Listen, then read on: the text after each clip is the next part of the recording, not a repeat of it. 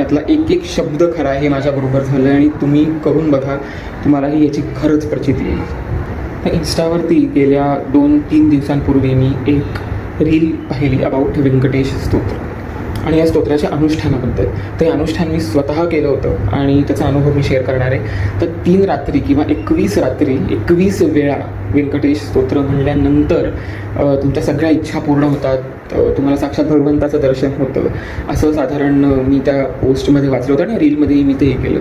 एक 2023च्या दरम्यान मी ही स्वतः अनुष्ठान करून बघितलं. 3 रात्री 21 वेळा मी व्यंकटेश स्तोत्र वाचलेलं आहे. पहिली गोष्ट तर अशी आहे की ते अनुष्ठान पूर्ण होऊ देत नाही असं त्याच्यामध्ये होतं आणि ती काही अंशी ती गोष्ट खरी झाली की ते 3 रात्री मी जेव्हा ते वाचत होतो त्यावेळेला काही ना काहीतरी अडचणी येत होत्या, कुठेतरी नॉक होतं, टकटक होतं, असं मी त्या रीलमध्येही ऐकलं होतं. अशाच काही गोष्टी माझ्याबद्दलही घडलेल्या आहेत, पण तरीसुद्धा चिकाटीने मी ते पूर्ण केलं. व्यंकटेश स्तोत्र मी रोजही वाचतो, पण ते अनुष्ठान मी केलं आणि ते अनुष्ठान केल्यानंतर काय झालं हे मी पुढच्या पार्टमध्ये सांगतो.